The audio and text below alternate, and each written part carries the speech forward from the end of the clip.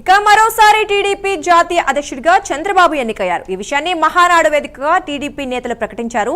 ప్రతి 2 ఏళ్లకు ఒకసారి టీడీపీ అధ్యక్షుడి ఎన్నిక జరుగుతుంది. 30 ఏళ్లుగా టీడీపీ అధ్యక్షుడిగా చంద్రబాబు ఉన్నారు. ఇక మహానాడులో చంద్రబాబు మాట్లాడుతున్నారు. ఇప్పుడు లైవ్ చూద్దాం. ఇవన్నీ కూడా మీరు ఒకసారి చూస్తే ఇలాంటి లేనిపోని చేసి అసలు ప్రాజెక్ట్ లేకుండా చేసే పరిస్థితి తీసుకొచ్చారు. మొన్ననే నేను వచ్చినప్పటి నుంచి మాట్లాడుతున్నా, గట్టిగా మాట్లాడా. ఈరోజు మీకు హామీ ఇస్తున్నా, కడప మహానాడులో ప్రతినిధుల మహాసభలో మీ అందరికీ హామీ ఇస్తున్నా, 10 రోజుల్లో కడప స్టీల్ ప్లాంట్ పని ప్రారంభమవుతుందని అనౌన్స్ చేస్తున్నా.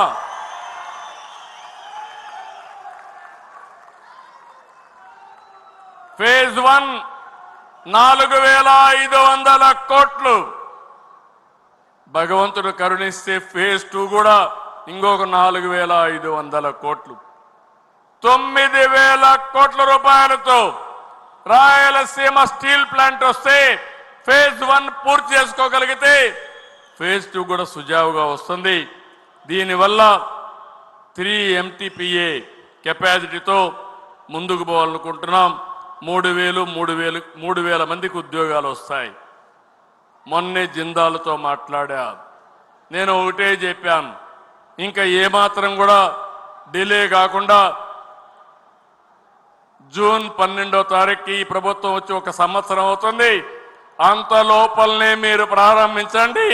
అవసరమైతే నేను కూడా వచ్చి కొబ్బరికాయ కొడతాను తప్ప మళ్ళీ ఫౌండేషన్ అయ్యను, మళ్ళీ నేనే వచ్చి ఇనాగరేషన్ చేస్తాను, ప్రారంభం చేస్తానని చాలా స్పష్టంగా చెప్పాను.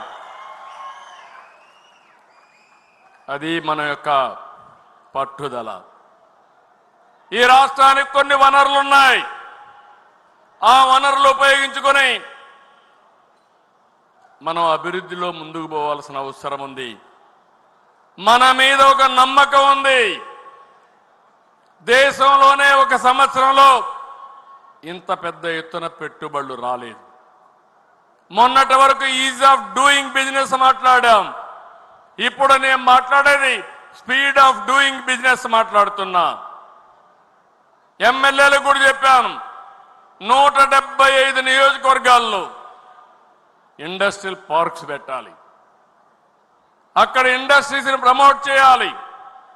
ప్రతి ఒక్క ఇంటికి ఒక ఎంటర్‌ప్రెన్యూర్ని తయారు చేయాలి. రతన్ టాటా ఇన్నోవేషన్ హబ్ పెడుతున్నాం. అమరావతిలో హెడ్ క్వార్టర్ ఉంటుంది. విశాఖపట్నం, రాజమండ్రి, విజయవాడ, తిరుపతి, అనంతపురం కేంద్రాలుగా 5 హబ్బులు ఉంటాయి. ప్రతి ప్రాంతాన్ని అభివృద్ధి చేయడం ఒక ధ్యేయంగా పెట్టుకొని ముందుకు పోతున్నామని చెప్పి కూడా నేను మీకు తెలియజేస్తున్నా.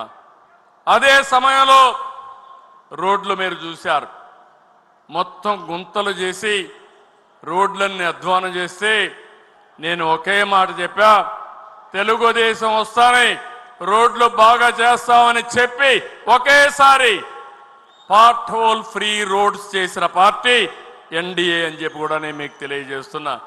ఏం తమ్ముళ్ళు, రోడ్లు బాగున్నాయా లేదా, ఇంప్రూవ్ అయినాయా లేదా అని మిమ్మల్ని అడుగుతున్నా. రోడ్లన్నీ గుంతలు తువ్వేసి ఈరోజు రోడ్లు బాగా చేశాం. నేను ఒకటే హామీ ఇస్తున్నా, R&B రోడ్స్కి ప్రాబ్లం లేదు. వినూత్నంగా ఆలోచిస్తున్నా. One of the best logistics హబ్గా ఆంధ్రప్రదేశ్ని తయారు చేయాలని దగ్గర 1,20,000 కోట్ల రూపాయలు నేషనల్ హైవేస్ పైన ఖర్చు పెడుతున్నాం. దగ్గర 90,000 కోట్ల రూపాయలు రైల్వేస్ మీద ఖర్చు పెడుతున్నాం. R&B రోడ్స్ ని పూర్తిగా ఇచ్చేస్తాం. తెలుగుదేశం పార్టీ హయాంలో 24,000 కిలోమీటర్లు గ్రామాల్లో సిమెంట్ రోడ్లు వేసిన పార్టీ తెలుగుదేశం పార్టీ అని చెప్పి కూడా నేను మీకు తెలియజేస్తున్నా. ఇవన్నీ కూడా మనం చేసి టూరిజానికి ఎక్కువ ప్రాధాన్యత ఇస్తున్నాం. భవిష్యత్తు అంతా కూడా టూరిజమే. నేను